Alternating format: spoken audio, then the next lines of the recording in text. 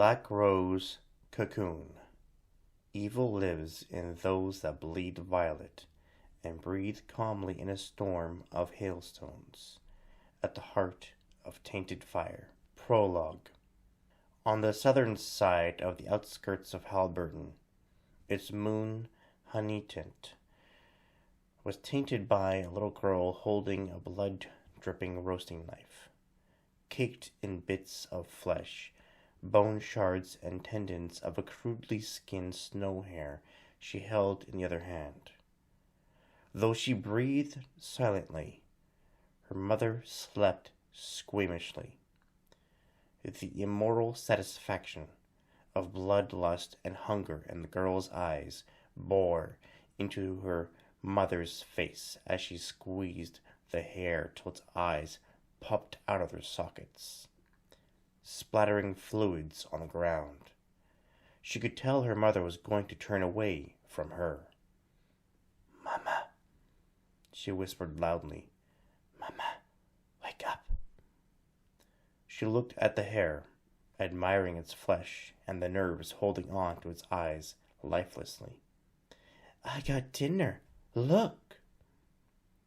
She shoved the hair into her mother's face, whose eyes popped open, sparking a piercing scream as she shoved herself up into a frightened and panicked ball of fear against the headrest. Unable to utter a word, she didn't bother to wipe blood off her face. "Why are you scared, Mama? You said you couldn't go to the grocery store last night because Daddy didn't have cash for you." The girl's face reddened with anger and confusion. She threw the hair at her mother, then ran out the room, crying as she took swipes at the air with her knife. She stopped at her and her sister's bedroom, in which the door was locked. She could hear her sister crying and calling for her mom. "Anya, open the door! Open the stupid door!" She banged on the door and stabbed it with the knife incessantly, splintering the face of it and making prints with her fist. Stepping back a few steps, she huffed and puffed, then bolted to the door, ramming her shoulder into it, then cowering on the ground from the pain the impact dug into her bones. Her father, a stocky 6-foot morca-skinned man, stood over her in his midnight blue robe, looking at her disdainfully. He walked over her, then went to the master bedroom, horrified by the look on his wife's face and the dead hair that had been thrown into an open dress closet and landed awkwardly in a metal-grated shoe rack. Blood smeared all over hung jackets and elegant bright dresses, and all over the carpet in the bed. He grinded his teeth and walked to the opposite side of the bed, opening his nightstand, and grabbed a flashlight and handcuffs. "Babe, what are you doing?" she asked stutteringly. He shoved the drawer closed. "It's been long enough, and we've seen enough doctors. It's time." He walked out of the room and made his way to his eldest daughter, who shook with fear while maintaining her hungered stare for bloodlust. He stomped on her wrist of the hand that helmed the knife until she let go, kicking it away from her. With a great huff of anger, he picked her up. "Daddy, let me go!" She bit his neck.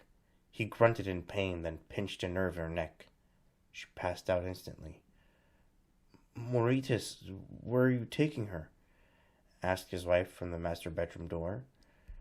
About to walk down the stairs, he looked at her dreadfully. "Don't worry. She'll be safe and won't be able to harm anyone but herself." He walked down the stairs slowly. "Mauritius? What is it, Sasha? You're not going to put her in the basement, are you?" "No. Too many weapons. Go back to bed. I'll be right up." She stood there for a while as he rounded the corner of the first set of stairs. Despite his pace, he stopped just past the turn of the carpet at the stairs, Curious, she left the room and walked to the top of the stairs. "Mommy, is it safe to come out? Is Chelsea gonna hurt me?" asked Anya from inside her room. "Yes, hon, it's safe. She can't hurt you." Anya creaked the door open slowly, shivering in her satin pink night robe as she walked quickly to her mother, latching on to her leg as they watched Mauritius place Chelsea next to him as he pulled carpeting back until the next step below, showing a hardwood step that had a slit the size of his hand hinging inward, to which he pushed it inward, then pulled it towards him and over the next step. He picked up Chelsea and put her straight down the middle of this dark gap in the stairs. As he held her wrists together with one hand, he took out the handcuffs and clamped them on her. With both hands, he slowly moved her down until the chain tugged on a hook that clamped shut upon her descending weight. Though there was no slack, her heels touched the floor. He let go and took out his flashlight and checked his handiwork. "All right, Anya, that's enough. Go back to bed," said Sasha. "But Mama, I want to sleep with you and Daddy." "Honey, you're going to be just fine. Go to bed, now." "Okay, Mama." She sauntered off to her room and locked the door behind her. Sasha walked down the stairs as Mauritius closed the step, pushed down locking pins on either side of the top of the step, then pressed the carpeting in place. He pocketed his flashlight and the key for the cuffs, then stood up, looking at his wife lovingly and fearlessly. "Are you sure this is necessary? She's just a child." Mauritius scoffed at his wife. "There's nothing childlike or even human about her. I know she's our eldest daughter, but no amount of parenting books, psychiatrists, or doctors can help us fix whatever the hell is going on in her head. But, babe, we can't just punish her over and over. What if she hurts Anya?" "She's not going to hurt Anya. I'll make damn sure of it." He walked up to her and kissed her, eyed the wooden step calculatedly. "Come on. It won't be long before she's up and screaming." Sasha sighed, and they went up the stairs. At around 3 a.m., Chelsea started to kick and scream, for the box her father put her in was the size of a small coffin. However, there was no padding, nothing but 2x4s and thick plywood. She heaved in fear and anger as she kicked hard at the plywood, which did not budge. Frustrated, she kicked behind her and flailed side to side, but it was no use. She tried to free herself the rest of the night, wrists reddening from constant jerking and fervent motion, tear ducts dried out, feet and knees red from kicking. Despite all this damage, she fell asleep. By 8 in the morning, Mauritius walked down the stairs as Sasha went into Anya's room to comfort her, encouraging her to come down for breakfast. She accepted begrudgingly. As they walked down the stairs, Anya could hear Chelsea moaning in her sleep, stopping her dead in her tracks, refusing to let go of her mother's hand. Sasha became irritated, yet understanding. "My sweet monkey, don't be scared. She can't hurt you. Do you know what day it is?" Anya stared blankly at the step, fearful that the moaning that stopped suddenly would turn into screams of terror, but then lifted her head stiffly. "My birthday." "That's right. How old are you today?" 7. "That's right. Now come on. I'll make you something special." With great effort and a big breath, she hopped over the step, then landed breathlessly on the following step. Not wanting to chance her sister breaking into a rage, she pulled her mother with her down the stairs in a rushing pace. Sasha kept up with her frightened daughter all the way down the stairs. She slowed Anya down as they walked from the foyer to the kitchen, to which Anya squealed in annoyance that her mother wouldn't let her run to safety, being the kitchen, which led to the back porch, As they entered the kitchen, doubling as a dining room with a red oak table that could fit 8 people, and a black china cabinet along the eastern wall filled with wine and hard liquor, Anya ripped her hand away from Sasha and ran to the sliding door, pushing it open to the side and sat on her father's lap. He put out his blue cigarillo, then sipped his coffee, caressing her shoulder as she rested her head in her father's chest. "Daddy, why is Chelsea so scary?" "I don't know, sweetheart. We're just gonna have to figure out what to do. Go inside and help your mother." "Okay, Daddy." She kissed him on the cheek and went inside. "Mommy, can I help?" No, hon. It's your birthday. But close the door, please." She closed the door, but was drawn to a distant figure that appeared as the sun had peeked past a small patch of trees cutting off the city from the Halliburton River. "Mommy, there's a lady out there." "That's not possible, hon. There's nothing out there. Now sit." Anya looked at her mother, smelling turkey bacon, eggs, and hot chocolate mix that had been ripped out of a packet. She looked back out the window, yelping when the woman was nose to nose with her. She was covered in blood and dirt, clothes torn and soaked in a ravine and forest flesh, roasting knife in one hand, and a child's head with frayed shoulder-length brown hair, dripping blood and fluids yet not staining the deck. What frightened Anya the most was that the woman looked familiar, and the child's head looked like hers. "Jesus, Anya, what now?" "Make her go away, Mama." Sasha turned off the stovetop, smelling the bacon and eggs nearly burning. She went to Anya, seeing no one there. "There's no one there, hon. Come on, to the table." Anya sat at the west end of the table with her head down, not hearing her father come in wild-eyed. Sasha looked at him, concerned. "What's wrong, hon?" "Nothing. Let's eat breakfast quickly, then go somewhere." "That sounds like a great idea." She looked at Anya. "How about we go to the zoo, Anya? See your best friend? Uka the jaguar?" Sasha nodded. "Yes, please. Best birthday ever!" Mauritius kissed Sasha on the forehead. "I left the newspaper in the bedroom. I'll be right back."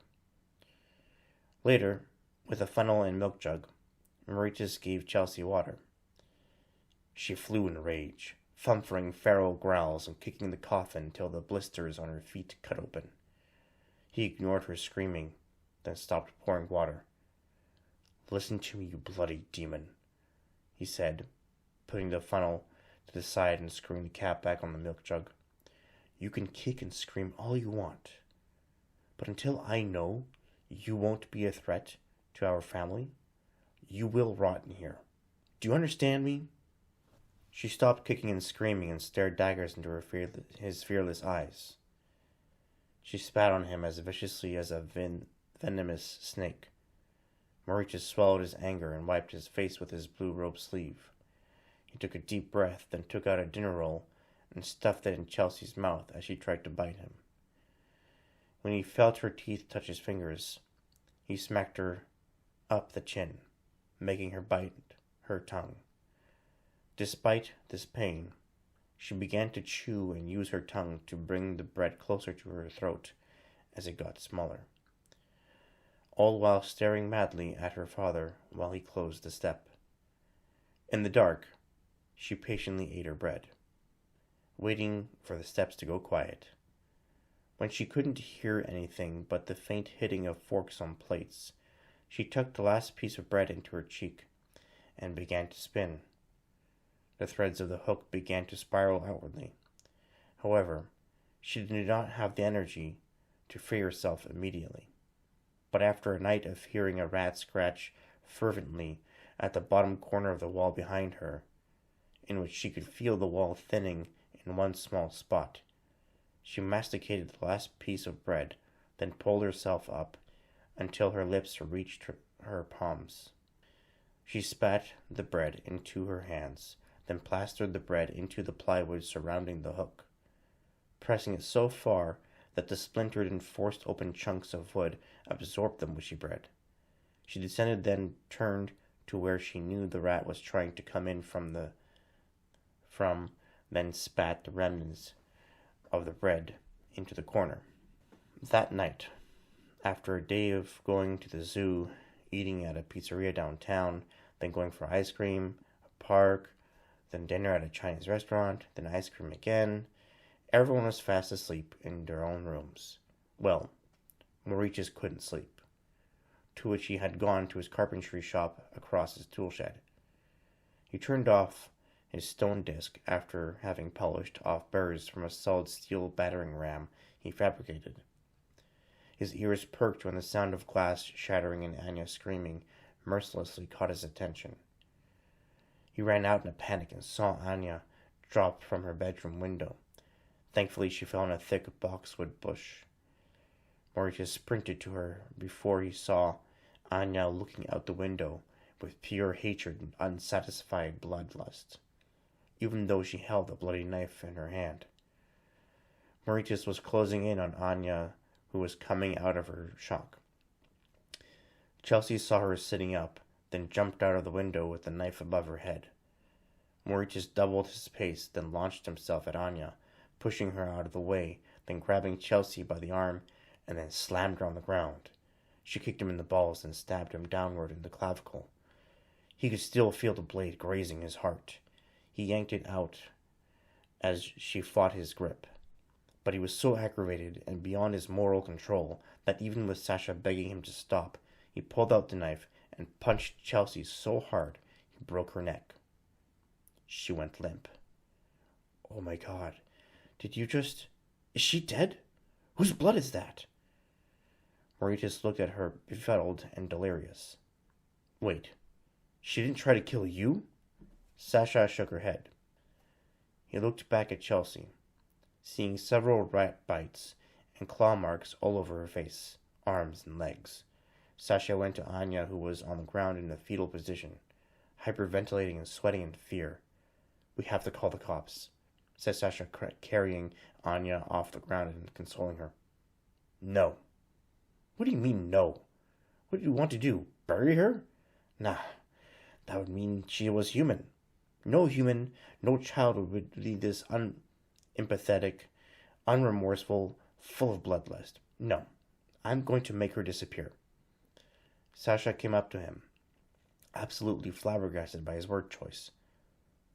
Not a fucking word. Do you understand me? She stood there numbly stroking Anya's back. Take Anya to bed, and I'll take care of the rest. All right? Still in shock, she nodded tearfully, then went inside. As he watched her go inside with his daughter passed out by fright, he looked at Chelsea's lifeless body and picked her up by her armpits. Before I rid you of this world, I want to tell you something. No one can humanize a monster. He got nose to nose with her, even though he knew she was dead. Because the second anyone does, they rob the monster's victims of their humanity. And I will never do that. He began to choke up and gurgled out, especially for my family. He threw her on his shoulder and walked out into the field.